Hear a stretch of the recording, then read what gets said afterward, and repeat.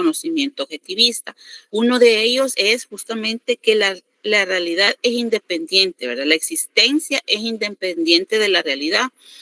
Y es decir, que la realidad existe por sí misma. O sea, hay un hecho allá afuera, hay una situación que existe independientemente, ¿verdad? De que alguien la perciba o de que alguien piense que es real.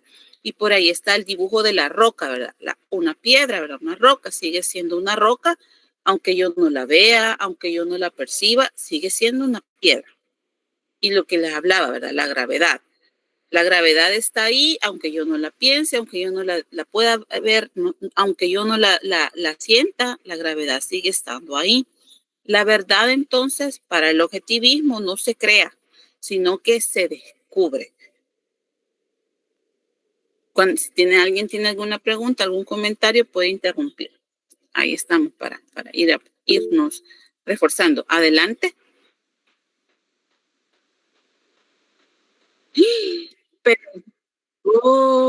Perdón, sí, eso sé.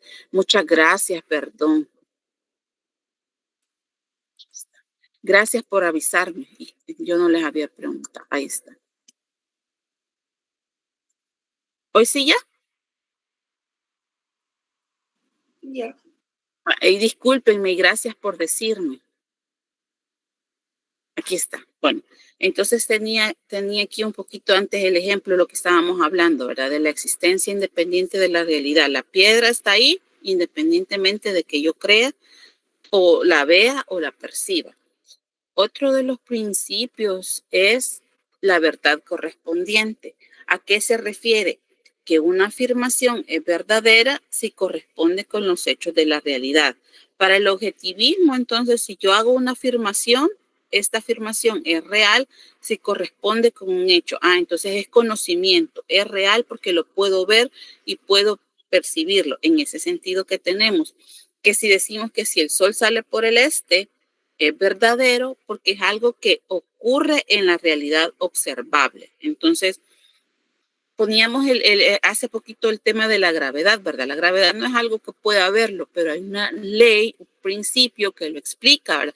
Yo les decía, no la podemos ver, no estamos pensando constantemente, pero entendemos por qué, porque estamos sujetos a la Tierra y no andamos flotando en el espacio. Entonces, es una verdad, existe esa verdad. Entonces, por eso, ¿verdad? Un criterio externo evalúa la verdad de nuestras proposiciones. Entonces, yo puedo decir que hay falta de empleo en el país porque yo veo a muchas personas que están sin empleo. Sin embargo, eso no es generalizable tampoco o podría ser generalizable en momento en que estos datos se comprueben. ¿Cómo se comprueban? Hablábamos la otra clase, ¿verdad? A través de encuestas, de censos. Entonces ahí ya se generaliza. Entonces hay una verdad, hay algo que ampara que yo estoy diciendo es real. Entonces, para que un dato sea objetivo, tiene que haber una forma observable de poder asegurar el hecho. Entonces, ese es el conocimiento objetivo. No está sesgado por mi opinión personal, sino que hay algo que respalda lo que yo estoy diciendo. El conocimiento objetivo o el objetivismo debe fundamentarse en la razón, en la lógica. La principal, porque para el objetivismo la lógica y la razón es la principal herramienta para acceder a la verdad. A través de la observación empírica, por ejemplo, la lógica y la inferencia se pueden develar o se pueden construir las leyes y las estructuras que rigen el universo. Y por ahí les ponía el ejemplo del sudoku. ¿Por qué el sudoku tiene que ver con la racionalidad y la lógica? Porque cuando yo comienzo, ¿verdad? Ahí me ponen algunos numeritos. No sé si alguno de ustedes alguna vez ha tenido la oportunidad de realizar un sudoku, pero a través de la razón y de la lógica yo voy complementando los espacios. La idea del juego es poner los números y que no se repitan los números ni de manera horizontal ni de manera vertical. Entonces yo uso la razón y uso la lógica, por eso habla de inferencia. Entonces yo reviso, observo, reviso y pongo el número que hace falta.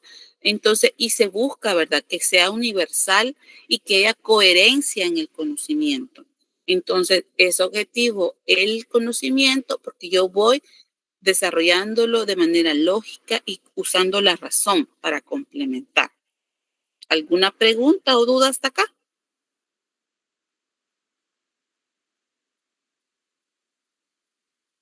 ¿Todo claro? Todo claro. Nick, yo solo tengo una pregunta. Adelante. Pero es sobre la diapositiva. ¿Siempre la va a estar mandando al correo? Sí, sí, siempre. Ah, ok. Sí. Y otra cosa, podría pasar a la lámina anterior, es que no alcancé a tomarle foto. Ok, ahí está la verdad. No, la anterior, la otra.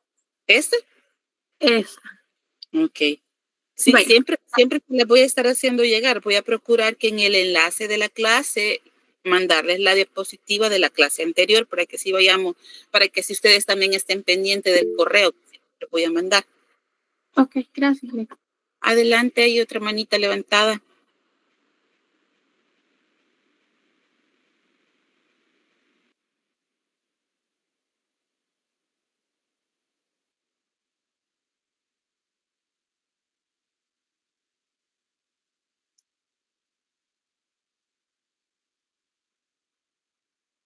Se los mandé por correo, el enlace llegó por correo. Ajá, sí, o búsquelo tal vez en el spam.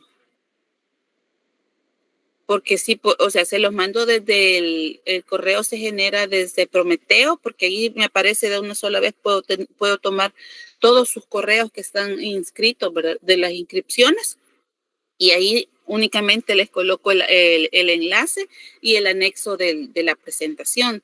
Entonces, búsquelo en el spam, tal vez por ahí esté. Adelante. Hola, hola, sí. Sí, buenos días, licenciada, compañeros y compañeras. Solo una consulta. ¿El link o enlace de clase estaría cambiando constantemente o sería un nuevo para cada clase? ¿No quedaría uno permanente? ¿Ustedes preferirían que hubiese uno permanente? Porque si les parece mejor, también podríamos hacer eso. Y únicamente les generaría entonces un enlace, una carpeta de Drive para irles subiendo ahí las presentaciones. Eso podría ser también. ¿Les parece mejor así? Sí. Sí, es mejor. Vaya, de acuerdo. ¿Sí? Entonces voy a generar eso. Quedemos entonces con el enlace de la clase de hoy para las futuras para las siguientes clases. Y voy a generarle, lo que sí, le voy a mandar un enlace también por correo para que puedan abrir el Drive y puedan estar bajando ahí las presentaciones. Así quedemos entonces. Y les comentan a los compañeros también que no hayan estado aquí. Y ahí mismo les voy a ir subiendo las grabaciones, les voy a ir compartiendo los enlaces de las grabaciones para que así ya no usemos mucho el correo entonces. Bien, continuando, ¿verdad? El conocimiento objetivo debe ser universal y puede ser compartible, o ese es el objetivo, ¿verdad? Del conocimiento objetivista. La realidad es objetiva, entonces para que el conocimiento sea válido debe poder ser universal, tiene que ser accesible y comprensible para cualquier mente racional, independientemente de la cultura, de la experiencia o de las creencias personales. Y les ponía ahí el ejemplo de las tablas de multiplicar. O sea, no sé si en otros países lo agarran a chancletazos a uno para aprenderse las tablas, ¿verdad? Pero, porque aquí pasa, ¿verdad? Pero aquí aquí en El Salvador, así como en Guatemala y en la China, 3 por 3 es 9. Entonces, es conocimiento universal, es objetivo. Se construye por el objetivismo, porque es algo que se puede comprobar también, y vemos todo lo que estábamos viendo anteriormente, que es una verdad tangible, que se puede ver, que se puede, y existe independientemente de mi mente, de lo que yo piense. Entonces es conocimiento universal y compartible. Y como autores, ¿verdad? De este tipo de conocimiento o como base de esto, de esta rama de la epistemología, que es el objetivismo, tenemos a Platón. Platón hablaba de un mundo ideal. El mundo ideal era, era intangible, ¿verdad?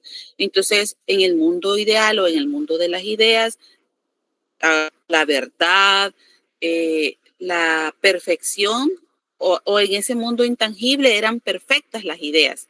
Y el mundo en el que vivimos era un mundo imperfecto, donde estaba, por ejemplo, el tema de los valores, pero de manera imperfecta. Entonces Platón pensaba que para lograr, cuando se logra ese conocimiento, o el objetivo de obtener conocimiento era conocer ese mundo perfecto. Era algo filosófico, ¿verdad? Platón es filósofo, entonces era algo así como bien astral lo que él proponía.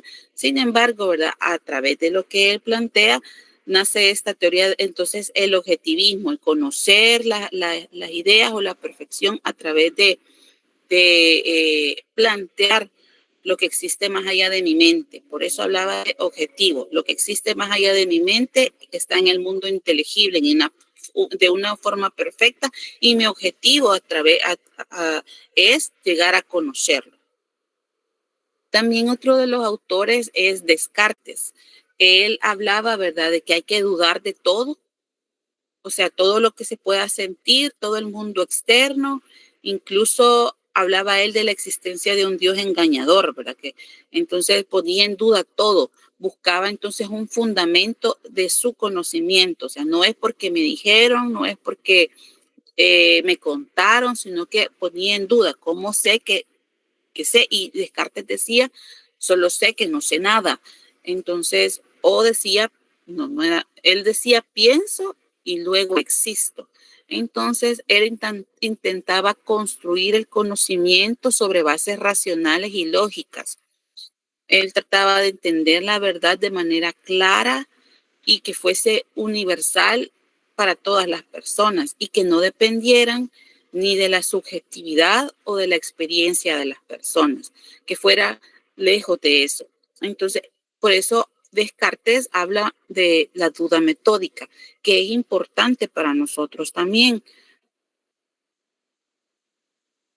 También tenemos, ¿verdad?, como otra fuente del objetivismo, el realismo científico. Y en este sentido tenemos que hay ciencias naturales, por ejemplo, la física, la química, la biología, que operan bajo supuestos objetivistas. Es decir, las leyes de la física se consideran universales y son aplicables independientemente de quien las descubra o quien las entienda. Por ejemplo, siempre el tema de la gravedad, o por ejemplo, estamos compuestos por átomos, por moléculas, y eso es independientemente de lo que yo crea, ¿verdad? De mi pensamiento, siempre el supuesto objetivista, o sea, la realidad es comprobable que yo estoy formado o que estamos formados por moléculas, por átomos, es comprobable y es universal. La ley de la gravedad es comprobable y es universal. Lo que tiene que ver con la biología, cómo funcionan nuestros cuerpos, ¿verdad? Es independiente, o ese conocimiento es objetivo porque es independiente y se puede comprobar. Es universal, es una verdad dada cuando hablamos, por ejemplo, de las articulaciones, cómo están constituidas las articulaciones, los huesos, eso no lo podemos cambiar. Entonces, estamos hablando que es una verdad que ha sido ya probada, que es conocimiento que se puede estandarizar y que es universal. Entonces, hablamos de conocimiento objetivo y es una fuente de conocimiento. Este tipo de conocimiento generalmente viene o lo aprendemos en las escuelas, en las universidades, está plasmado en libros, es conocimiento objetivo. Hay lugares, por ejemplo, de Internet, ¿verdad? Bueno, en Internet no todo es objetivo, pero se puede lograr este tipo de conocimiento a través de estas fuentes. ¿Cuáles son las ventajas del objetivismo en el trabajo social? Bueno, o en las ciencias sociales, vamos a decir. Bueno, primero, que son proporciona una base para la investigación empírica y la búsqueda de datos verificables y estadísticas. ¿Por qué? Porque ya tiene como es conocimiento universal, por ejemplo, cómo afecta la nutrición o la falta de alimentos a una persona, pues hay una base objetiva, ¿verdad? Ya hay unas investigaciones que me dicen lo que puede pasar. Y entonces esa es mi base para la investigación empírica. Entonces, ¿qué voy? Voy a verificar los datos a través de la observación. Voy a verificar los datos a través de encuestas, de estadísticas. Entonces, es la base. Por eso el conocimiento objetivo es importante. Además, permite basarse en la evidencia. ¿Por qué? Porque ya alguien lo probó, ya alguien lo hizo, ya está establecido como algo que se puede hacer. Entonces se buscan intervenciones que funcionan. Entonces ya hay algo probado que si yo desarrollo un programa a través de este y este paso, yo voy a tener un éxito o hay probabilidades de éxito. Entonces voy a buscar, va a funcionar la intervención y también va a facilitar que yo cree un modelo que pueda ser replicado, que pueda ser evaluado en otros contextos. Va a permitir también que se defiendan o se abogue por los derechos humanos universales que puedan aplicarse a todas las personas independientemente de sus opiniones. Entonces, también esta es una ventaja del objetivismo en trabajo social. Y tenemos también algunos desafíos y algunas críticas a este tipo de conocimiento. ¿Por qué? Porque será que los problemas sociales que a menudo involucran las emociones, que involucran la cultura y los significados personales, pueden reducirse a datos únicamente. Entonces ahí es un desafío, ¿verdad? ¿Cómo estos problemas sociales, o sea, me quedo solo con el objetivo o qué hago, verdad? O también cuando se habla de categorías y de datos, se puede perder de vista la experiencia única y subjetiva de la persona. Y ahí hablamos también, ¿verdad? Que entonces podría ser que llegáramos a caer en que no vamos a respetar la autodeterminación, no vamos a respetar las decisiones personales, porque estamos categorizando de acuerdo a un conocimiento que si bien es válido, no está tomando en cuenta este otro punto de vista. Y el otro desafío o crítica, ¿quién va a definir lo que es objetivo?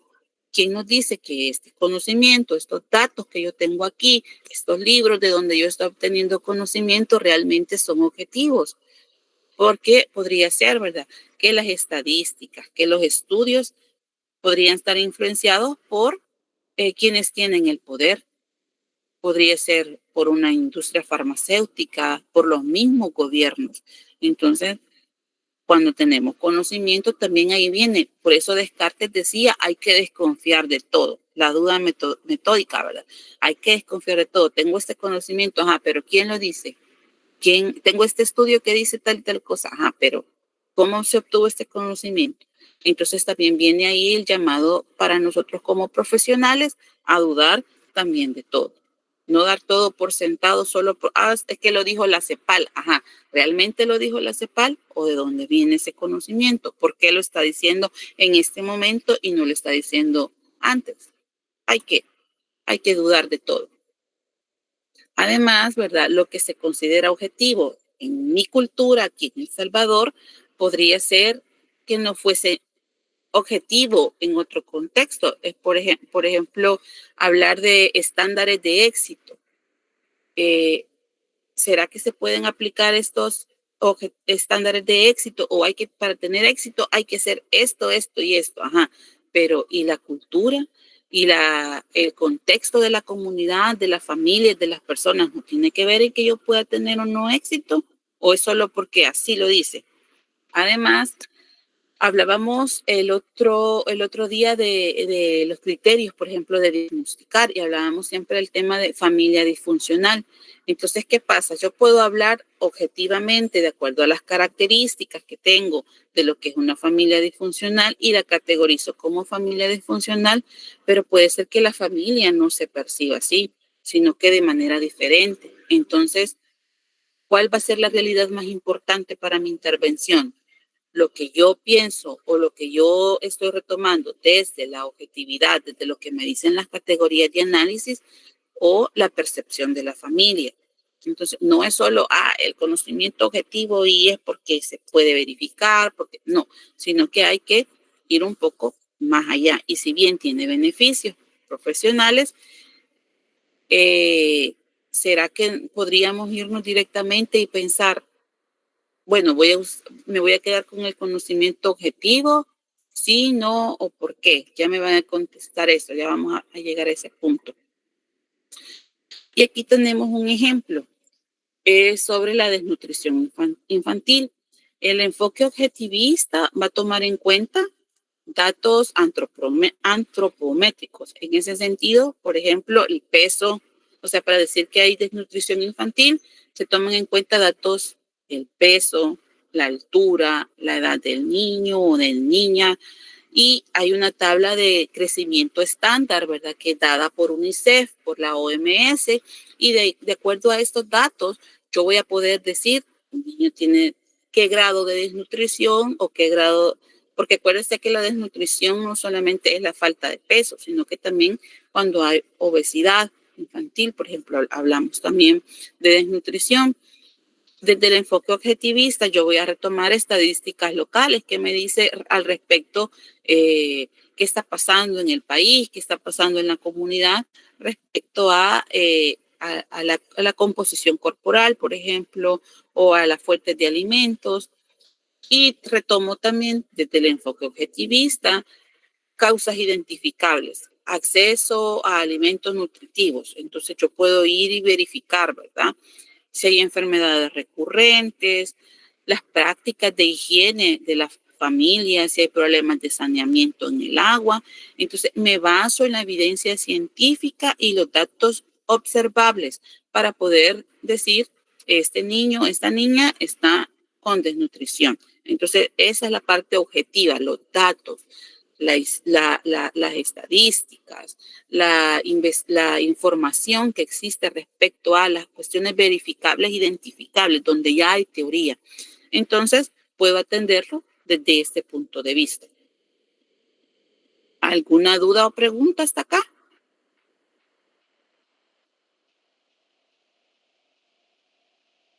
No, Liz. Ok, gracias.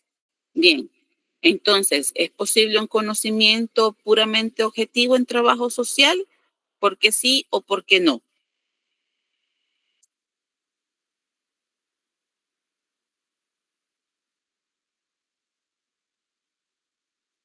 Ajá. ¿Será posible?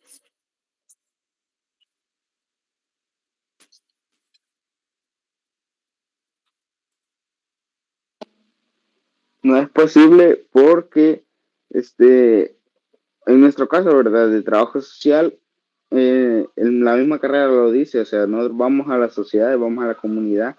Entonces, basándonos solo en datos, no vamos a ver realmente lo que pasa. De hecho, un licenciado el ciclo pasado, o no recuerdo cuándo, nos ponía un ejemplo de que él mandó a unos estudiantes a hacer como una encuesta, ¿verdad? Para ver dónde estaba el problema, pero ellos se basaron solo en datos y así le presentaron el informe y le dijeron, vaya, aquí está y ya está. Pero fueron a la comunidad, le dijo el licenciado. No, no fuimos, le dijo. Ah, pues vayan, dijo. Entonces, cuando fueron, les dijeron, no, si es eso. Solo fuimos a hacer una corroborar. Ay, no sé cómo se dice. O sea, solo fueron a corroborar que lo que ellos decían sí era, ¿verdad? Uh-huh. Y al final el licenciado fue a la comunidad y se dio cuenta que nada que ver. Entonces nosotros, no, como trabajadores sociales, no podemos basarnos solo en datos. Esa es mi opinión.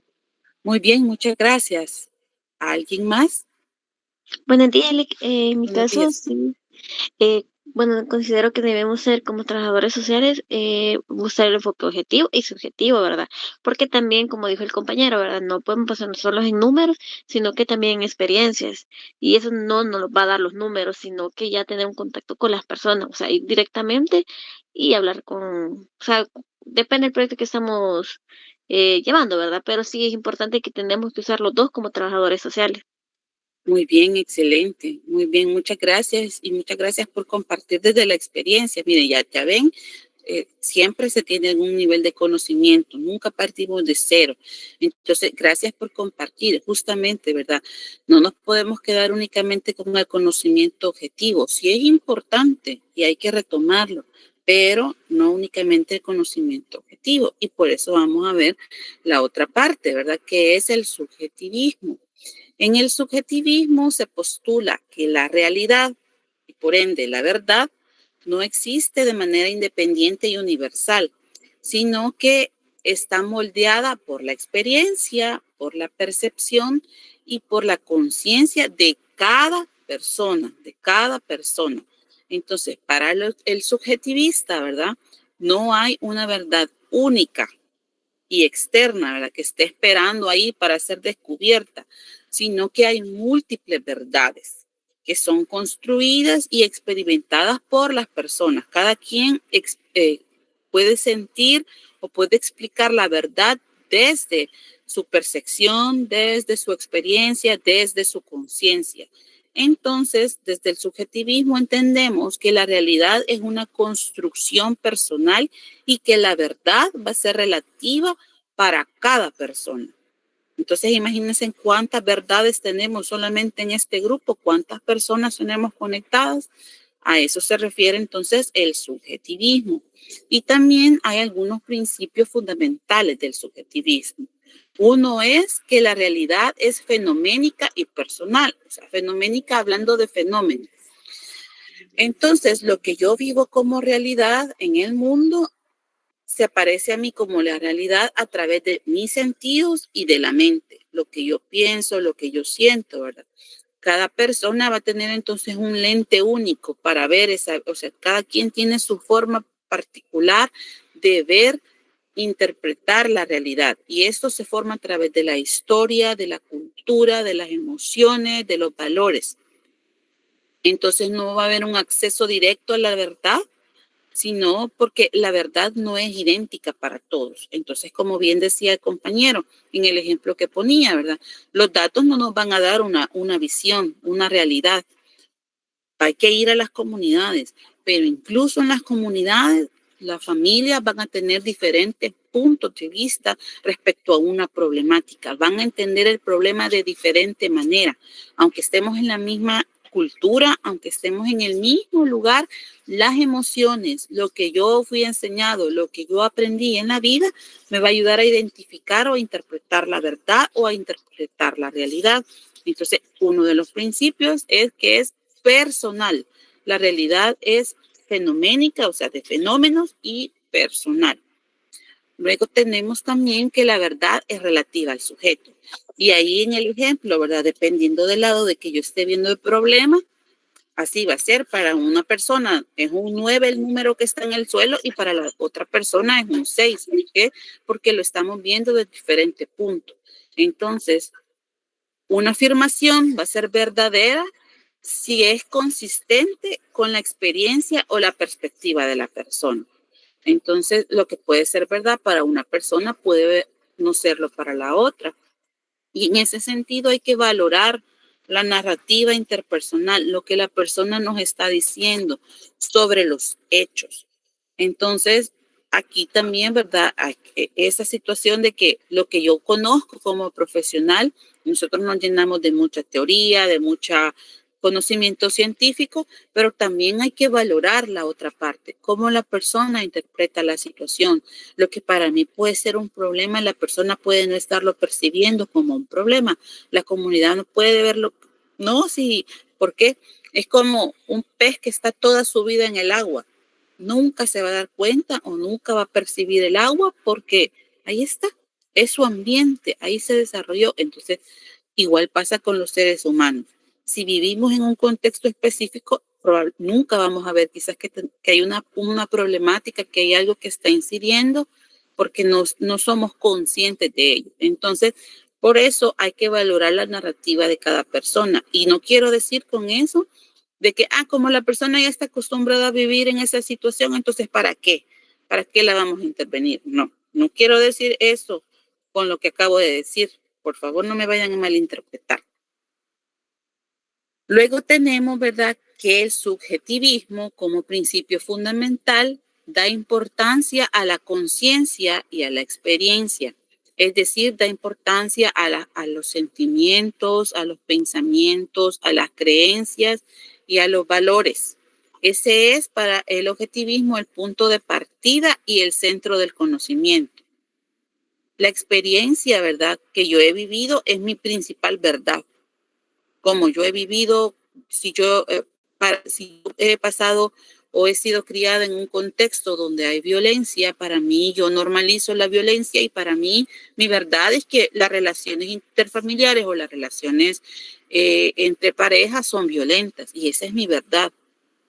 Y yo puedo verlo como que no hay un problema. Sin embargo, ¿verdad? Como profesionales estamos también llamados a hacer una reflexión con las personas y hacer todo un proceso. Pero esa es la verdad de las personas. Entonces, esta importancia de la conciencia y la experiencia, ¿verdad?, va a hacer que caigamos en la introspección y en la empatía para comprender la realidad del otro. Entonces, yo percibo la violencia, yo sé que hay violencia porque la he identificado, porque la he estudiado, pero ¿y entonces qué me queda a mí? Entender a la otra persona. Porque para la persona es normal. Entonces ahí viene la cuestión de la empatía. Entonces el subjetivismo nos llama también a la empatía, a tratar de entender o tratar de comprender la realidad del otro. Porque, o sea, en vez de enojarme con la señora, ¿verdad? ¿Por qué no me entiende que está viviendo violencia? Sino que en vez de enojarme, entender por qué para ella la situación no representa ningún problema. Otro de los principios, ¿verdad?, es que no hay verdades universales o absolutas. Todo es construcción. Todo es una construcción. ¿Por qué? Porque esta verdad universal desde el objetivismo muchas veces se ve como un consenso social, como una construcción cultural o simplemente una perspectiva dominante. Entonces, es importante retomar esto, ¿verdad? Porque lo que mencionaba casi que al final de las desventajas o de las críticas al objetivismo, la verdad según quién, o la verdad o esta verdad a quién favorece. Entonces, desde el subjetivismo se entiende, ¿verdad? Se entiende que no hay una verdad universal, sino que si algo se acepta como verdad y aquí es bien, hay que tener mucho cuidado en el sentido de que de repente viene y el tema de las vacunas. No sé si ustedes se dieron cuenta, pero hace algún tiempo, ¿verdad?, con el tema del COVID, se dio mucha propaganda sobre las vacunas y los peligros que las vacunas pueden tener. Si bien es cierto que las vacunas pueden tener efectos secundarios, pero también tienen un impacto positivo. Entonces, y se hablaba justamente de este consenso social. ¿Quién quiere que, por ejemplo, o a quién favorece? A las farmacéuticas, las ventas de vacunas, el COVID como enfermedad, etcétera, etcétera. Y entonces ahí vemos, ¿verdad?, que sí se cuestiona si hay una... Permítanme. Sí hay una cuestión de cuestionamiento de la realidad, pero también hacia dónde nos lleva. Y ahí tenemos ahora que, por ejemplo, enfermedades que habían sido erradicadas por completo, como el sarampión, ahora hay casos de sarampión, hay brotes de sarampión en diferentes países del mundo. Entonces, hay que tener también ese cuidado, porque si bien se reconoce desde el subjetivismo que la verdad no es universal, o sea, pero también hay que tratar de entenderlo, y por eso desde el subjetivismo se promueve la deconstrucción de discursos dominantes y se valora la diversidad de pensamiento. Y eso es importante hacerlo, pero también es como hay que lograr obtener una balanza entre lo objetivo y lo subjetivo.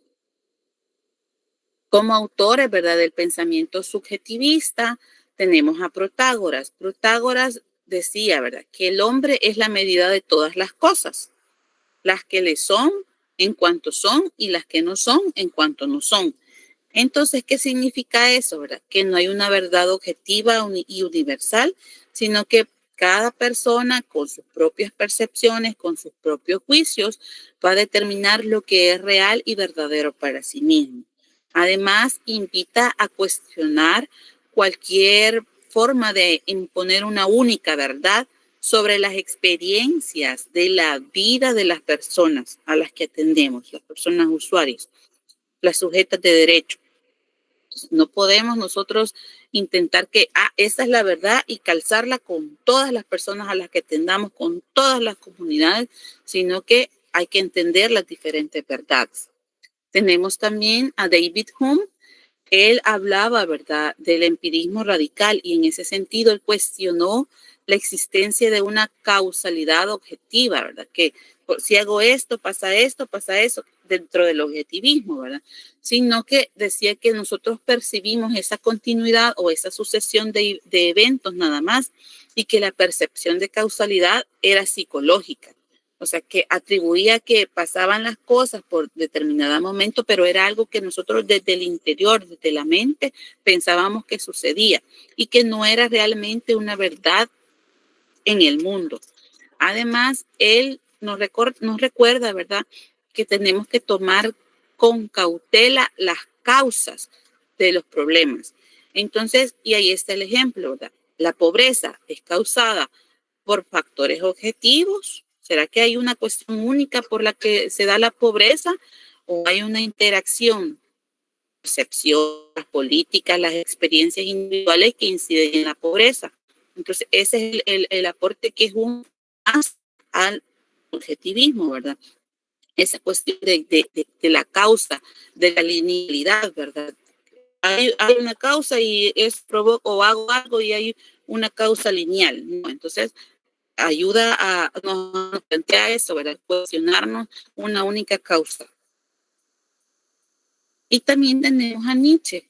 Nietzsche explicaba o proponía el perspectivismo. En ese sentido, él decía, ¿verdad?, que no hay hechos, solo hay interpretaciones. Y que la verdad no es algo que se encuentra, sino que es algo que se crea. La verdad no está ahí, esta es la verdad, sino que la creamos desde nuestras perspectivas. Entonces, cada punto de vista, decía Nietzsche, es una interpretación particular. Entonces, nosotros como profesionales de trabajo social hacemos diagnóstico, hablamos con la gente, hacemos entrevistas a una persona, a fuentes secundarias, vamos a constatar información a las instituciones, pero entonces desde este punto de vista de Nietzsche, desde trabajo social, entonces el diagnóstico se convierte en una interpretación. ¿Por qué? Porque las personas tienen su propio punto de vista también de su situación y que a menudo puede diferir de la opinión profesional. Entonces, ¿qué piensan ustedes al respecto? ¿Cómo podríamos abordar esto? Si nuestro diagnóstico, ese proceso de entrevistas que hacemos, de fuentes secundarias, de ir a recopilar datos, es un punto de vista y este punto de vista difiere de la situación o de la interpretación que las personas hacen, ¿qué podríamos hacer?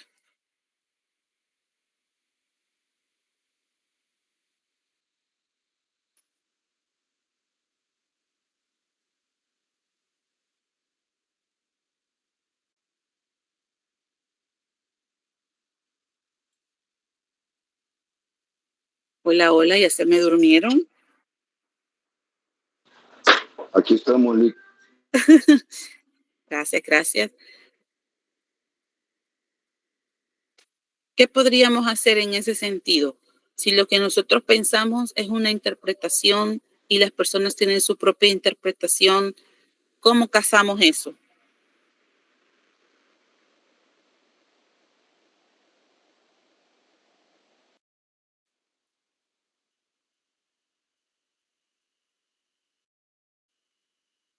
¿Ideas, compañeros? ¿Compañeras? Adelante. Buenos días, Lick.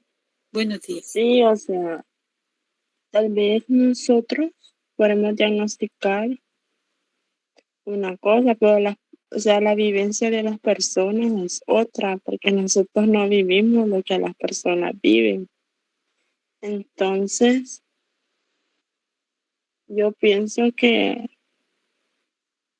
en la manera que podemos cambiar eso,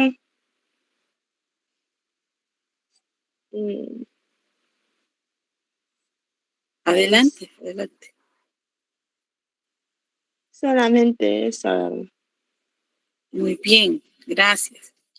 Adelante. Se puede diagnosticar a través, o sea, no todos los diagnósticos van a ser los mismos porque como todas las realidades son diferentes, ¿verdad? Significa que nosotros cada diagnóstico que demos va a ser diferente, no va a ser el mismo, no podemos encerrarlo en uno solo porque como, o sea, ya dijimos, ¿verdad? Cada realidad es distinta. Muy bien, gracias. Bien, justamente retomando las opiniones de las compañeras, sí, probablemente llegue un momento en que nosotros, las personas en una institución, por ejemplo, van por una problemática específica. Digamos, en la Procuraduría General de la República, van por un tema de cuota alimenticia, porque quieren poner una denuncia de cuota alimenticia. Entonces, para las personas desde su interpretación, lo que necesitan es ese apoyo, ¿verdad?, económico, pero también desde la realización de entrevistas, la fuente secundaria. Nosotros como profesionales vamos a ver que hay muchísimo más allá. Entonces, ¿qué es lo que pasa? Entonces nosotros vemos acá que hay una situación, una problemática diferente desde nuestro conocimiento, desde nuestra perspectiva, y vemos lo que las personas identifican como su problema. Entonces, como profesionales, ahí es eso, ¿verdad? Nosotros tenemos una interpretación y las personas tienen otra. Entonces, no es llegarle a decir a las personas, mire, pero es que usted no solo necesita la cuota alimenticia, usted necesita esto, sino que de alguna manera a través del diálogo, a través de la conversación, a lograr que las personas también identifiquen todas estas otras necesidades o todas estas problemáticas en sus vidas. Me refiero, por ejemplo, hay un momento en que pueden tener una necesidad de atención psicológica, ¿verdad? O de educación en la crianza para los hijos, etcétera, ¿verdad? Pueden ser, pero la persona lo que le importa en ese momento es la cuota alimenticia, que se le fije una cuota. Entonces, ¿qué? A través nosotros de lo que conocemos, de nuestra percepción profesional también, de los conocimientos objetivos que ya tenemos, es que la persona logre identificar también, ¿verdad?, esta otra problemática. No es imponerle lo que nosotros queremos o pensamos, sino que a través de técnicas, del diálogo, de la conversación con las personas, que ellas mismas logren identificar sus realidades. Por eso es que hablaba de esa perspectivismo, ¿verdad? De cómo, de mi experiencia, de lo que yo sé, de lo que yo conozco, viendo que tengo una problemática, identifico mi situación, pero también viene la otra parte, la parte profesional. Muchas gracias a las compañeras por sus opiniones, que realmente están muy aterrizadas, ¿verdad? Justamente lo que estábamos hablando del perspectivismo. Luego tenemos también otra corriente filosófica que aborda al subjetivismo y es el existencialismo, que está planteado por Jean-Paul Sartre y Simone de Beauvoir. Ellos hablaban, ¿verdad?, de una perspectiva más allá de la epistemología, hablaban del existencialismo y ellos decían que la existencia precede la esencia, es decir, que no hay una naturaleza humana predefinida, que cada persona se construye a sí misma a través de sus elecciones y de sus acciones. Para esta corriente filosófica, ¿verdad?, el significado y los valores son creados por las personas en el mundo que carece de un propósito inherente. Entonces, cada persona da significado a su vida, cada persona se construye a sí misma, pero también la cultura, ¿verdad?, el contexto de cada persona influye en lo que la persona puede visualizar o entender, que puede crear sus propios valores. Entonces, el existencialismo hace referencia a ello, ¿verdad? Que cada persona se construye a sí misma a través de sus elecciones y sus acciones. Volvemos al tema de la individualidad. Cada persona es diferente, cada situación es diferente y como profesionales abordarla de diferente manera. Fundamenta entonces, ¿verdad?, el existencialismo, la importancia de la autonomía, la autorrealización. No, las personas no todas van a requerir lo mismo para sentirse realizadas. Puede que nosotros consideremos que para que una persona pueda sentirse realizada, que pueda alcanzar su potencial máximo, tiene que haber hecho esto. Y entonces va a ser, por ejemplo, una carrera universitaria, que todas las personas necesitan tener una carrera universitaria para sentirse. O sea, puede ser nuestra pasión, pero el existencialismo nos llama a recordar, ¿verdad?, la autorrealización. Una persona puede ser feliz aprendiendo un oficio y haciendo su oficio, y para ella esa es la felicidad o ese es su sentido de autorrealización, porque cada quien tiene sus valores personales. Entonces nos llama el existencialismo a recordar y que la creación de significado personal, o sea, qué es para mí o cómo yo me identifico o me siento como persona, va a ayudar en las crisis o en la adversidad. Entonces, retomar esto, ¿verdad? La autorrealización, el tema de los valores. Cada persona es diferente y es independiente. ¿Cuáles son las ventajas del subjetivismo para nuestra profesión? Nos permite comprender y validar las experiencias únicas, los sentimientos, las percepciones, la historia de vida como la verdad de la situación particular. Además, nos ayuda a fomentar la empatía. ¿Por qué? Porque hay que entender o hay que tratar de ver la verdad o esa situación a través de los ojos del usuario. Nunca jamás vamos a comprenderlo del todo, pero es tratar de entender por qué una situación le afecta desde lo que ella siente o desde lo que ella percibe como realidad. Entonces, no hay una única forma correcta de experimentar o de interpretar la vida. Además, reconoce a la persona como la experta en su propia vida. Las vamos a empoderar porque van a definir entonces sus propias metas, las propias soluciones, en lugar de que nosotros impongamos una verdad externa, ¿verdad? De que no, es que lo que usted tiene que hacer es dejar a ese hombre. Entonces, cada quien tiene su verdad, cada quien entiende su situación. Entonces, ¿quién toma las decisiones? Aunque nosotros como profesionales sepamos que eso es lo que necesita hacer, hay que dejar a las personas que tomen sus propias decisiones. Entonces, el subjetivismo, ¿verdad?, nos ayuda a reconocer que cada persona es experta en su propia vida. Además, cuando se trabaja en contextos multiculturales, donde los valores, las percepciones varían. Entonces el subjetivismo nos ayuda a entender eso. No es lo mismo que yo atienda a un grupo en una comunidad aquí en San Salvador, que yo me vaya para Oriente y atienda a una comunidad rural. No es lo mismo. Entonces, ¿por qué? Porque hay una subjetividad, una diferencia de pensamientos, de creencias y de situaciones. Reconoce también que los problemas sociales rara vez van a ser simples. No hay. Y por eso que vos estudiaste trabajo social porque no lleva matemáticas. Sí, llevamos matemáticas. O porque trabajo con personas es fácil. Mentiras. Yo siempre digo, 2 más 2 siempre va a ser 4. Pero con las comunidades, con las personas, no siempre vamos a encontrar las mismas situaciones. O vamos a encontrar la misma situación, pero siempre de acuerdo a la persona va a ir cambiando y se va a complejizar o va a ser más fácil de llevar. Entonces, el subjetivismo nos ayuda, ¿verdad?, a reconocer estas situaciones. Pero también, al igual que el objetivismo, hay desafíos.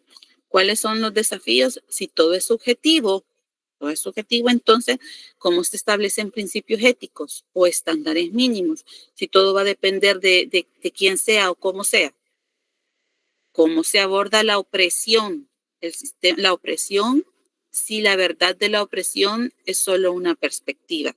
Entonces, desde el subjetivismo, ¿cómo podemos hablar de opresión si vivimos en una sociedad, el país de las maravillas, ¿verdad?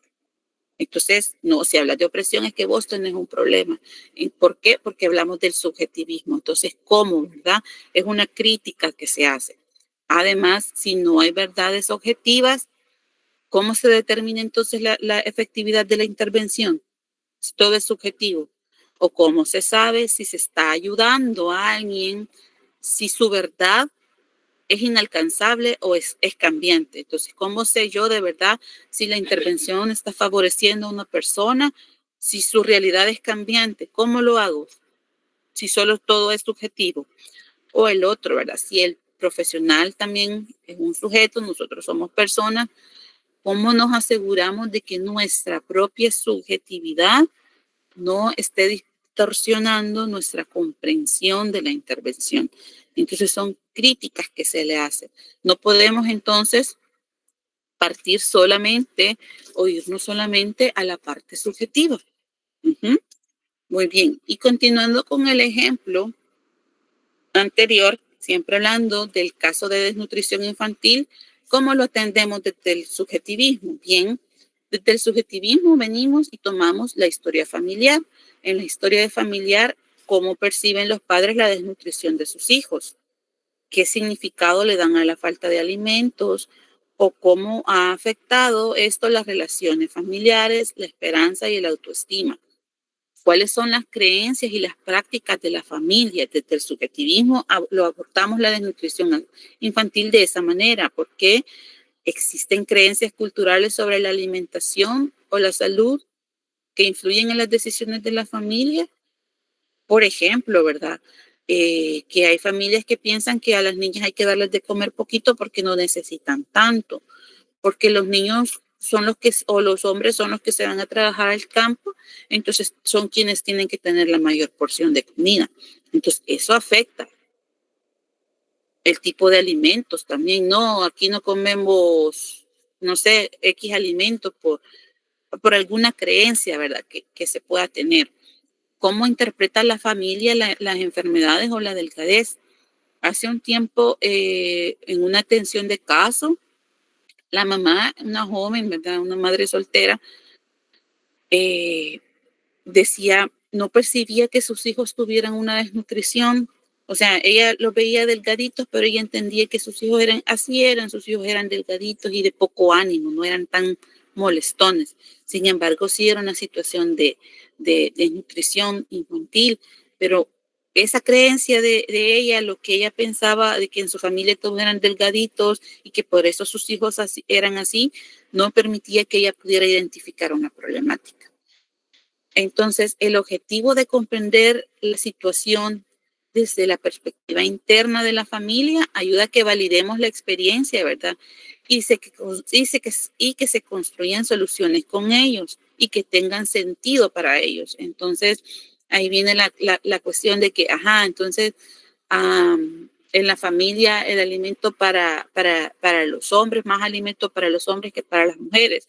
Pero ahí viene como esa situación de explicar y de que ellos logren comprender. Una vez ellos comprenden la necesidad de alimentos para el cuerpo, independientemente del sexo de las personas, sí hay una cuestión calórica por las actividades que se realizan, ¿verdad? Pero es ir como conversando, hablando con las personas, enseñándoles y no solo quedarnos con la parte subjetiva, ¿verdad? De la familia, sino que entender esa subjetividad nos va a ayudar a dar una mejor solución. Y aquí entonces, ¿qué riesgos tiene un enfoque puramente subjetivista en la intervención social? ¿Qué podrían decirme?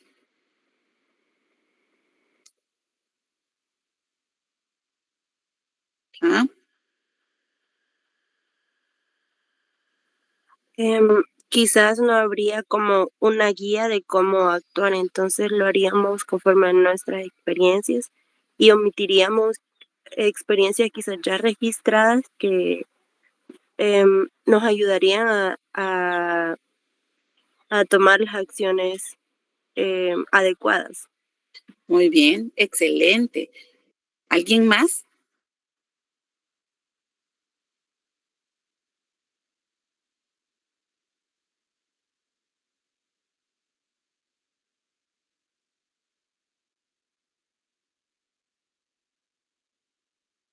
Ok, justamente, ¿verdad? Por algo existen datos, por algo existen estadísticas que, si bien, como ya mencionaban, no van a ser la respuesta exclusiva o para todos los procesos, ¿verdad? Nos dan una guía. Y justamente lo que mencionaba la compañera, ¿verdad? Si no tenemos en cuenta estas soluciones que alguna vez ya han sido aprobadas de alguna manera, ¿verdad? Va a ser más cansado para nosotros como profesionales y vamos a partir de que, bueno, voy a ver si esto funciona o le voy a decir esto para ver, porque partimos de nuestras creencias, de nuestra situación personal. Entonces, no podemos quedarnos solo con lo subjetivista, en el sentido de que yo como persona también tengo mis sesgos, tengo mis creencias. Hablábamos de la cuestión ética, ¿verdad? En los desafíos que hay respecto al subjetivismo. Nuestro mandato ético profesional es respetar la autodeterminación, respetar la individualidad de las personas. Entonces, si yo como profesional parto de que yo sé cuál es lo mejor o porque mi creencia o mi estilo de vida o mi formación me dicen que tengo que hacer esto, caemos en la cuestión paternalista y de dirigir la vida de las personas. Entonces no se empoderan, no desarrollan habilidades y capacidades que les permitan a ellas después resolver sus problemas sin necesidad de una intervención profesional. Entonces, por eso es que no nos podemos quedar únicamente con la parte subjetiva. Hay que hacer como quizás una combinación de ambos, del objetivo y del subjetivo. Ahora, otra forma de obtener conocimiento, ¿verdad? Bueno, aquí está, ¿verdad? Justamente el subjetivismo, a pesar de sus desafíos, es una perspectiva indispensable para el trabajo social. Por eso anteriormente hablábamos de que no nos vamos a quedar solo con lo objetivo, sino que lo vamos a retomar, porque nos recuerda que estamos trabajando con seres humanos complejos y que la vida de las personas están llenas de significados personales y que la efectividad de nuestra ayuda o de nuestra intervención va a residir en la capacidad para entrar en el mundo de las personas y comprenderlo. Muy bien. Otra, ¿verdad? De las corrientes o de las posturas para entender la realidad o de obtener conocimiento es el fenomenalismo. El fenomenalismo sostiene, ¿verdad? Esta es una postura intermedia entre el objetivismo y el subjetivismo. Y sostiene que las cosas, ¿verdad? Los fenómenos, las cosas solo en sí no son cosas, decía Kant. Porque las cosas así como aparecen ante nuestra conciencia o nuestra experiencia. Para el fenomenalismo, ¿verdad? La realidad no es una realidad bruta, o sea, sí, dada, ¿verdad? O independiente, sino que es una creación de nuestra mente. Es el resultado de la interacción entre la realidad externa, lo que conozco, y las categorías que nuestra mente organiza y que dan forma a la experiencia. Entonces el fenomenalismo tiene que ver, es una combinación entre lo que pasa afuera y lo que yo conozco. Entonces trata de explicar la realidad desde esos dos ámbitos, de lo que pasa afuera y de lo que pasa adentro. No podemos conocer la cosa en sí, el problema en sí, sino la cosa para nosotros. Y sí, sé que es un poco complicado eso de la cosa, pero ya vamos a llegar a la cosa. Para el fenomenalismo también hay principios fundamentales. Uno es la realidad fenómica. Y se acuerdan que en el subjetivismo hablábamos de que la realidad es fenoménica y personal. Entonces, en el fenomenalismo, la realidad es fenoménica. Lo que llamamos realidad, entonces, para el fenomenalismo, son nuestras experiencias sensoriales, lo que vemos, lo que vivimos, lo que percibimos y la forma en que mi mente, a partir de las categorías y de los conocimientos que yo tengo, lo organiza.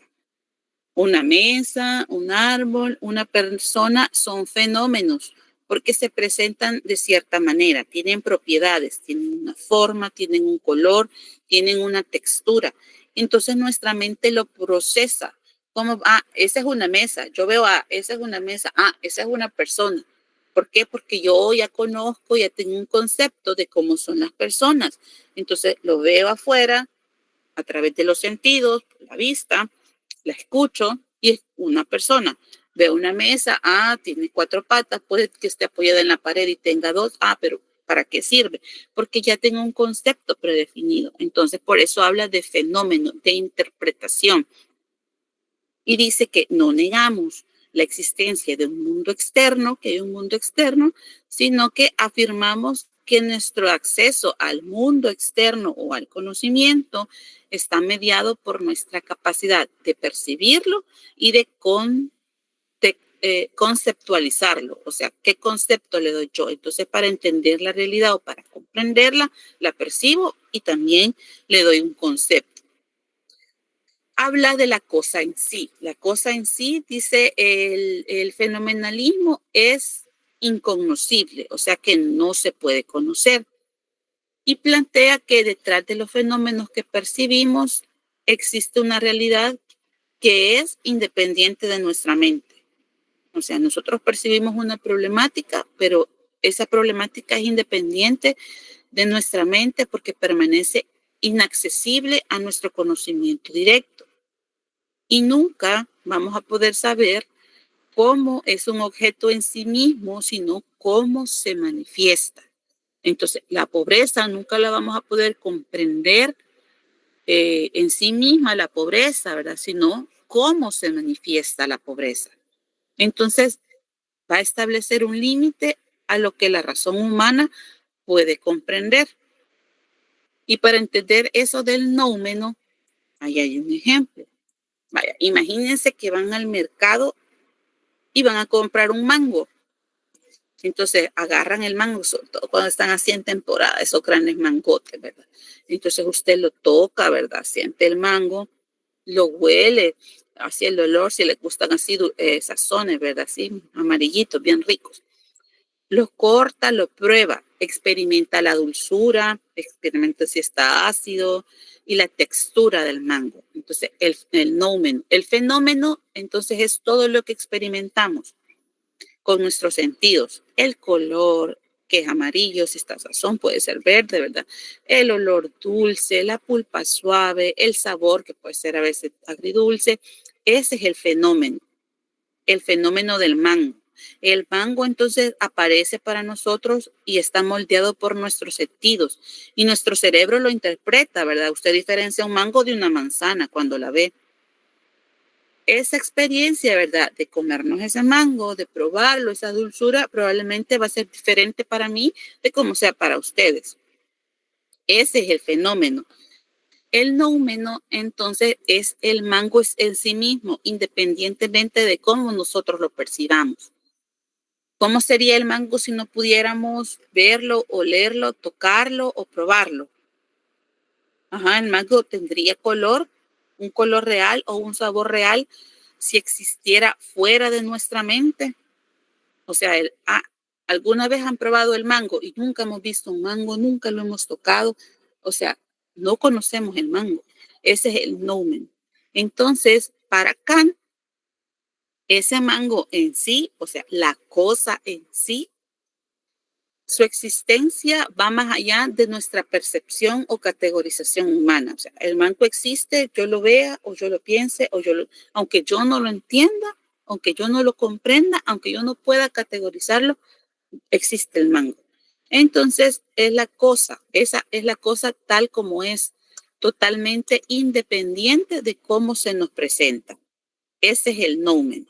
Y no vamos a profundizar mucho porque, o sea, es nada más para que tengamos como una comprensión del concepto de fenómeno y de nómeno, pero no es así como que tenemos, o sea, porque puede ser como algo bien cansado tratar de entenderlo.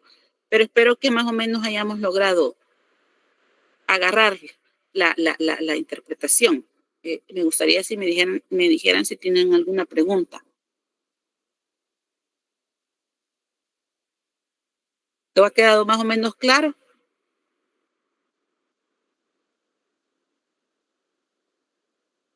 Claro. Ok, gracias.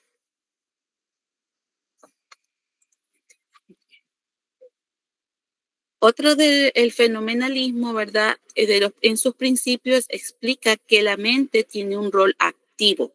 Y en ese sentido, la mente, ¿verdad? No es una pizarra en blanco, no es una tabula rasa, sino que posee ya estructuras que pueden ser innatas y no derivadas de la experiencia, que se organizan y dan forma a la información sensorial. Entonces, lo que siento, cómo lo siento, Estas estructuras incluyen el espacio, el tiempo y las categorías del entendimiento. En ese sentido tenemos la causalidad, la unidad, la pluralidad, o sea, cómo yo entiendo esto, cómo las personas independientemente lo vamos comprendiendo. Entonces, hay un rol activo, nuestra mente ya tiene esos conceptos como innatos, ¿verdad? Y cómo se entienden y cómo se comprenden. Entonces, la mente siempre está activa en el proceso de identificar y de conocer. La experiencia y el conocimiento, entonces, son una construcción que resultan de la interacción entre el mundo exterior y las facultades cognitivas de la persona. Entonces, aquí hay que tener cuidado porque no todas las personas tienen igual capacidad o facultad cognitiva, ¿verdad? Y entonces significa que la mente siempre está presente en los aprendizajes, pero que las capacidades o facultades de la mente le van a permitir comprender y entender la realidad de diferente manera.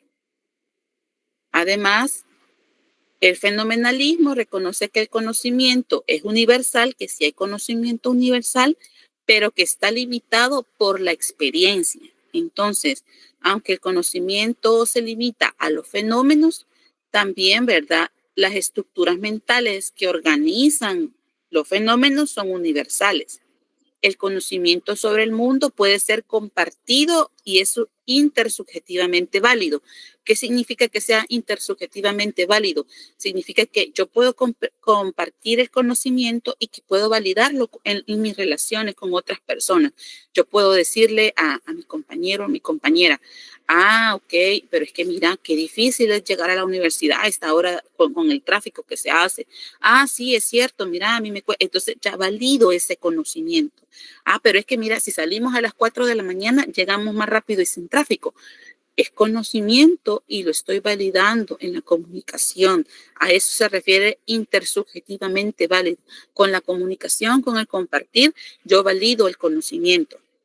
Entonces, el conocimiento puede ser universal, pero está limitado a la experiencia, ¿sí? A lo que yo vivo, a lo que yo percibo. Entonces, este principio permite que la ciencia y el conocimiento sea compartido, pero siempre dentro de los límites de la experiencia posible para las personas. O sea, si yo no puedo vivir o no puedo ver la experiencia, ¿verdad? De que llegar salir a las 4 de la mañana o no necesito salir. Entonces, es conocimiento que está ahí, pero como no lo he validado por mí mismo, entonces no todavía el límite de ese conocimiento de que yo diga, sí, es cierto, saliendo a las 4 de la mañana, llego temprano a la universidad, va a depender de la experiencia que yo haya tenido. ¿Queda claro este principio?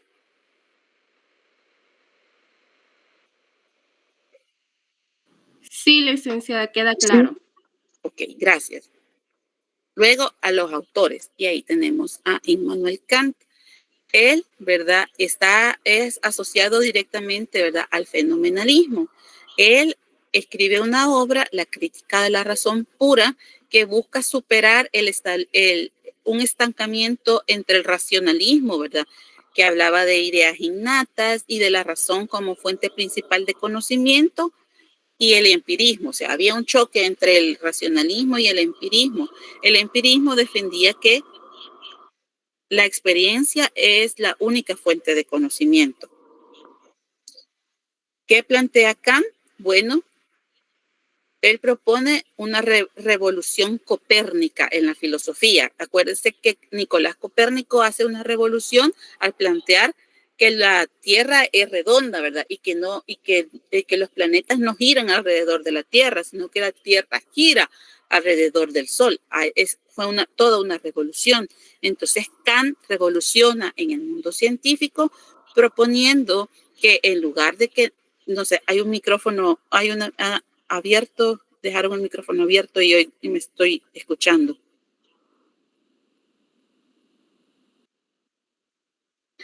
En lugar de que nuestra mente se adapte al objeto para conocerlo, es el objeto que se adapta a nuestra mente para ser conocido. Entonces, ¿qué quiere decir? Que no podemos conocer los objetos independientemente de cómo se nos aparezcan a través de nuestras facultades cognitivas. O sea, hay que No solamente, aquí está el objeto y, ya lo conozco porque ya lo vi, porque ya lo presenté. Entonces, él igual, ¿verdad? Hacía la diferencia entre el noumeno y el fenómeno. La cosa, cómo se nos aparece y cómo es moldeada por nosotros. Entonces, él también, él proponía justamente, ¿verdad? Que la causalidad, la sustancia, la unidad es lo único que podemos conocer. Igual no podemos conocer la cosa en sí. Entonces, esto que estábamos viendo del fenómeno y del noumeno viene de Kant. Entonces, él proponía justamente eso, ¿verdad? Que no podemos conocer únicamente a través de lo que percibimos, sino que también a través de las estructuras de nuestra mente. Él obligaba a reconocer que aunque nosotros busquemos entender las causas de un problema social, estas causas van a ser siempre comprendidas a través de las categorías mentales y del contexto en el que operamos. Entonces ya él no proponía que el fenómeno se explica por esto y esto desde el objetivismo o del racionalismo que están como juntos, ¿verdad? Por el tema de la lógica y de la razón, o desde el subjetivismo, cómo la persona la percibe, sino que había una combinación. Yo entiendo la realidad desde cómo la percibo, pero también desde las categorías, desde los aprendizajes y desde el contexto. Entonces, la realidad de una comunidad no es puramente objetiva ni puramente subjetiva, o sea, no es solo de uno o solo de otro, sino que es la forma en que la realidad se manifiesta a través de las interacciones y de las propias percepciones de las personas que viven en la comunidad. Entonces, en el fenomenalismo es como ya se reconocen, ¿verdad? Y se valora el objetivismo, pero también el subjetivismo. ¿Cuáles son las ventajas del fenomenalismo en trabajo social? Bueno, nos permite reflexionar, reconocer que hay una realidad externa que es objetiva, ¿verdad? Que se explica a través de datos, a través de números, a través de estadísticas, pero también la importancia de cómo esa realidad es percibida y organizada por las personas, o sea, lo subjetivo. Y no caemos en un relativismo extremo de decir, lo subjetivo, ¿verdad? Es relativo, ni en un objetivismo rígido. Explica esto y esto y es así. No, entonces nos permite reconocer que debe haber un balance entre ambos. Además, va a validar la importancia de cómo las personas van a dar sentido a las experiencias. No solo importa lo que sucedió, sino cómo la persona lo procesa, cómo la persona lo integra en su comprensión del mundo. O sea, no es solo lo que pasó, no es solo el hecho de la violencia, no solo el hecho de la falta o la limitación de alguna necesidad que no está siendo solventada, sino que también cómo procesa eso, entonces cómo le afecta, cómo lo está integrando en su comprensión del mundo. No, es que las mujeres, pues sí, así nos toca vivir. Entonces es la comprensión que tienen del mundo. Ayuda a como profesionales podamos ser conscientes de nuestro propio conocimiento y nuestra percepción. También está normado, guiado por las percepciones mentales, por nuestra formación, por la cultura y por nuestra propia experiencia. Entonces ahí viene otra vez la autorreflexión. Como profesionales tenemos que reflexionar mucho sobre nuestra propia práctica. También facilita, ¿verdad?, la idea de la verdad en trabajo social. Esta verdad se construye a través del diálogo, de la interacción entre nosotros como profesionales y entre las personas, ¿verdad? Los miembros de la comunidad, las personas usuarias, y no es algo que nosotros vayamos a descubrir. Venimos a descubrir la problemática de la comunidad. No, la comunidad ya sabe que tiene problemas. A través del diálogo los comprendemos y vamos y construimos con las comunidades, ¿verdad? No para ellos, con ellas. Descubrimos, no es solo llegar a descubrir y luego, bueno, así como que fuera una pomada, ¿verdad? Vaya, aplíquese aquí, ¿verdad? Todos los días, no, sino que trabajamos y construimos con las comunidades. Además, el fenomenalismo va a justificar las metodologías de investigación que combinen lo cuantitativo, los números, la búsqueda de patrones en los fenómenos, con lo cualitativo. explorar las experiencias y los significados individuales. No solo nos vamos a quedar como profesionales con la parte cuantitativa, sino que nos interesa conocer lo cualitativo, ¿verdad? Cómo un fenómeno se explica también a través de la experiencia y los significados de las personas.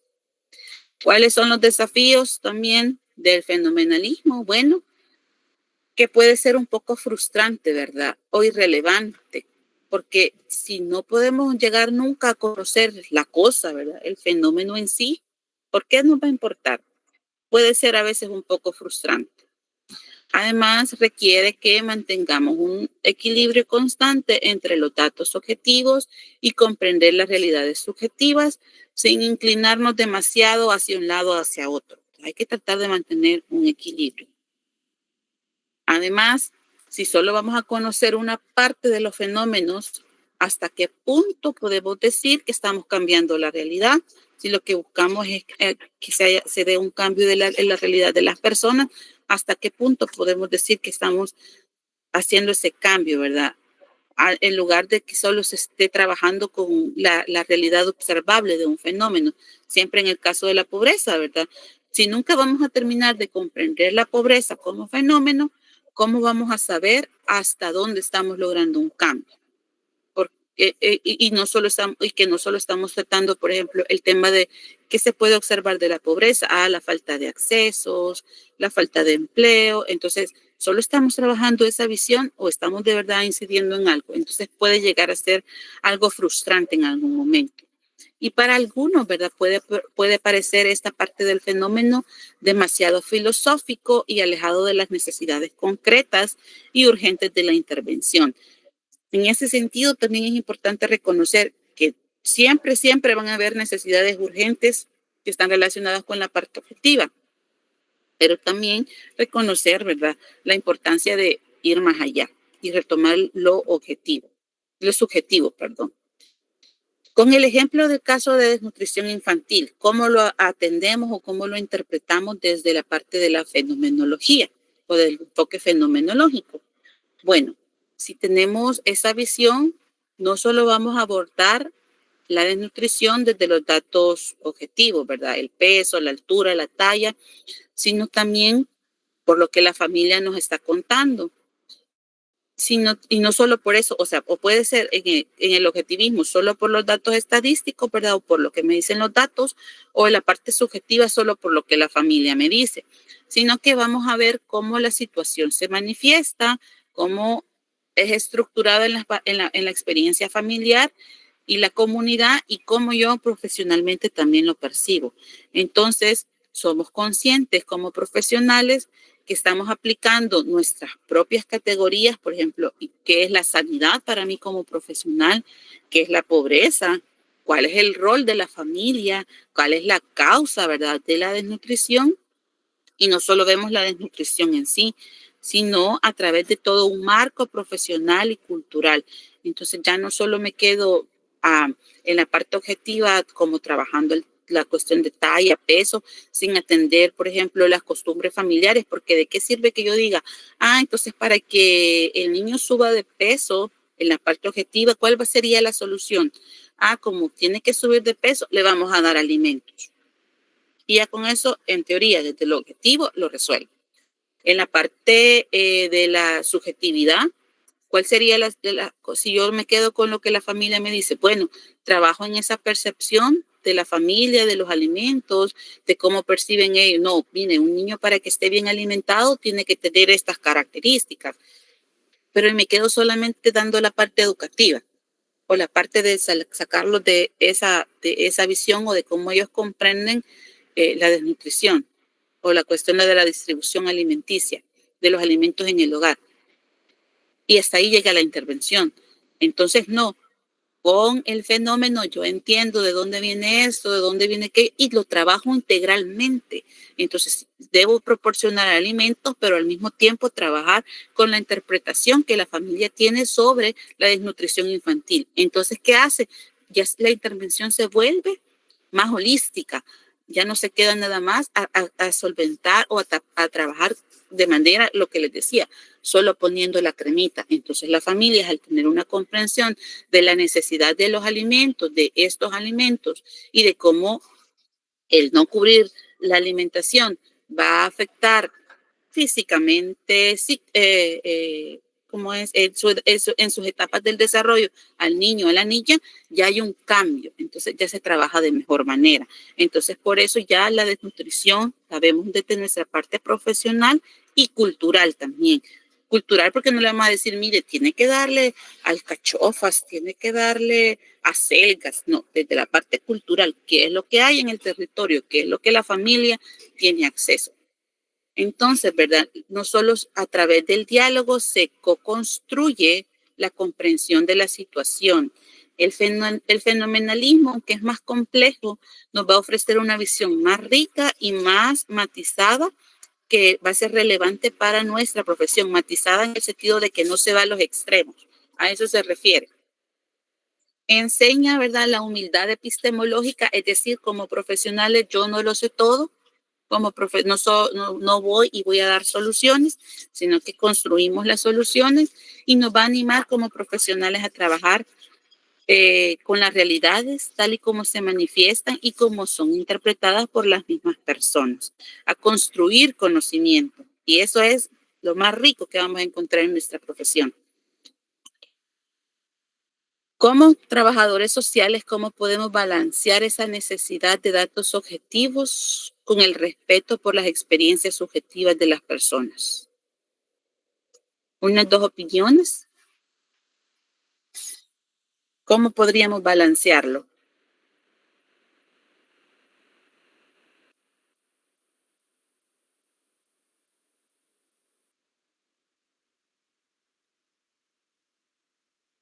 Unas dos respuestas.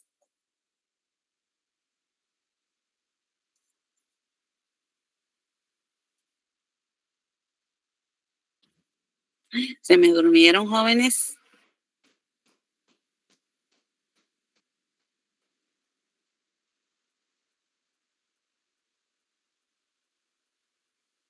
Uy, no me asusten.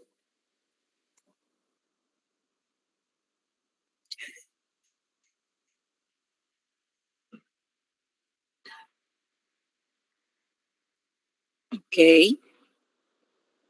Pero lo que se les ocurra. Recuerden que les dije, aquí no hay respuestas equivocadas, aquí vamos a construir conocimiento entre todos. Todas sus aportaciones son válidas.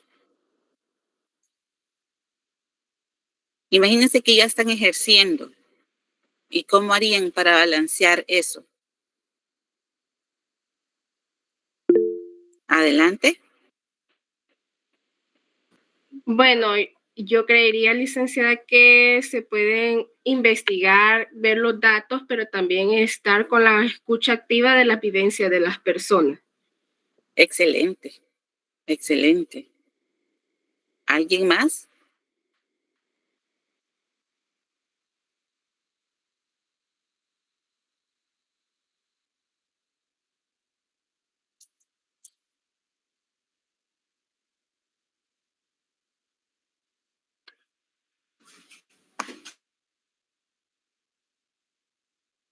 Adelante, adelante.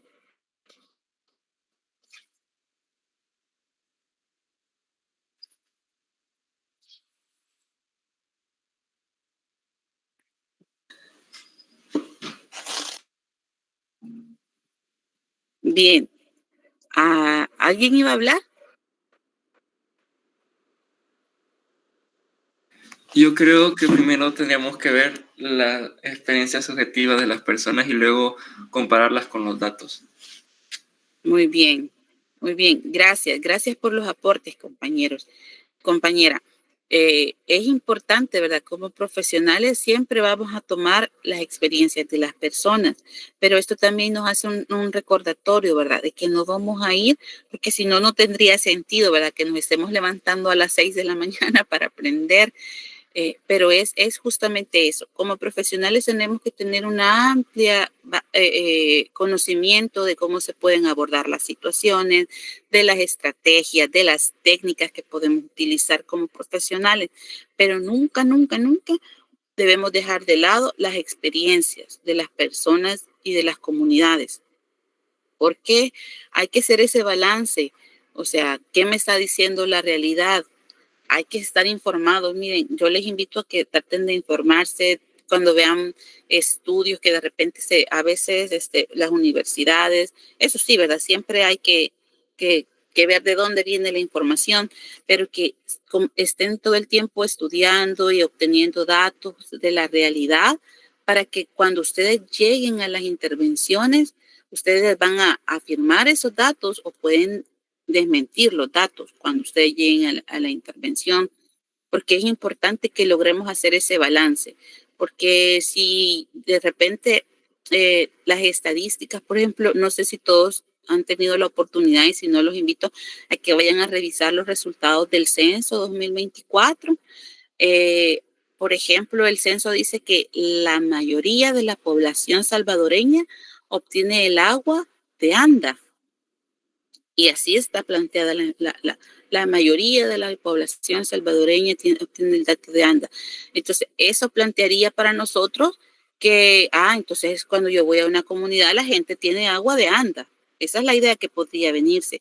Pero cuando vamos y leemos los datos realmente, nos encontramos con que es menos de la mitad de la población la que tiene el agua de Anda. O sea, el dato dice la mayoría, pero esa mayoría no es el 75%, sino que es por ahí un 45%, creo, de población que obtiene el agua de Anda. Entonces, ni la mitad de la población salvadoreña tiene agua potable. Entonces, cuando llegamos, por ejemplo, ese es el conocimiento objetivo. Cuando yo voy a las comunidades, el conocimiento subjetivo es cómo obtienen el agua las comunidades. Es que nos toca pagar. Es que nos toca acarrearla de un río, de un nacimiento, o vienen a llenarnos los depósitos de agua con una pipa, etcétera, etcétera. Ese es conocimiento subjetivo. Yo interpreto entonces ese conocimiento subjetivo en cómo afecta la cotidianidad de las personas, cómo afecta no tener agua potable en casa, afecta en que hay que trasladarse, hay una persona que debe encargarse del transporte o del acarreo del agua. ¿Qué impacto tiene en la salud física, por ejemplo, el acarreo del agua, verdad? ¿Qué impacto tiene en las horas que yo tengo para dedicarle a los oficios domésticos, a la atención de mis hijos, a la atención de un negocio, etcétera, etcétera, etcétera? Entonces, los datos objetivos nos sirven y validan las experiencias subjetivas de las personas. Entonces, como profesionales, no podemos separarlos y tenemos siempre que considerar ese balance. No podemos decir, bueno, entonces lo importante es lo que la gente dice. No, tenemos que tener siempre la teoría, los datos, las técnicas, ¿verdad? Esa es nuestra base sólida, científica y objetiva, pero nunca olvidarnos de esa parte objetiva. Entonces, con esta pregunta cerraríamos la clase. Aquí en la presentación al final va alguna bibliografía que puede ser de interés, ¿verdad? Que pueden retomar para profundizar en la temática. Y no sé si hay alguna duda o pregunta respecto a lo que hemos hablado este día.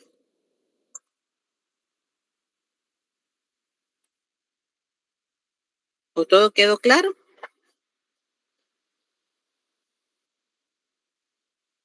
Ok, gracias por comentar con sus reacciones.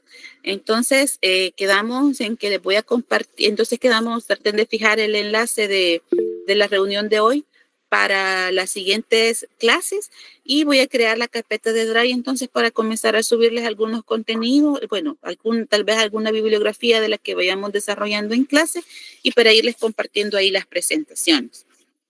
Cualquier cosa saben que estoy a la orden. Y si alguien necesitara una asesoría para profundizar en las temáticas, pueden escribirme porque podríamos designar los días viernes por la mañana para las asesorías. Pero dependería en este momento, ¿verdad? Mucho de lo que ustedes lo soliciten, porque no tengo así como No hay una mayor programación más allá de que ya vamos a tener los laboratorios o que vayamos a tener un parcial para poder, pero si ustedes requirieran alguna asesoría respecto a los contenidos que estamos desarrollando o alguna pregunta que tuvieran, pues también podemos reservar ese espacio para que vayamos hablando al respecto. Así que les agradezco por estar acá. De verdad, no sé, antes de irnos, ¿alguna duda o pregunta? ¿Todo bien? Todo bien, Lili. Todo bien, licenciada. Ok. Todo claro, Lili. Bueno, entonces les deseo un buen día y estamos en comunicación. Gracias, igual, feliz día. Feliz día, adiós. Gracias.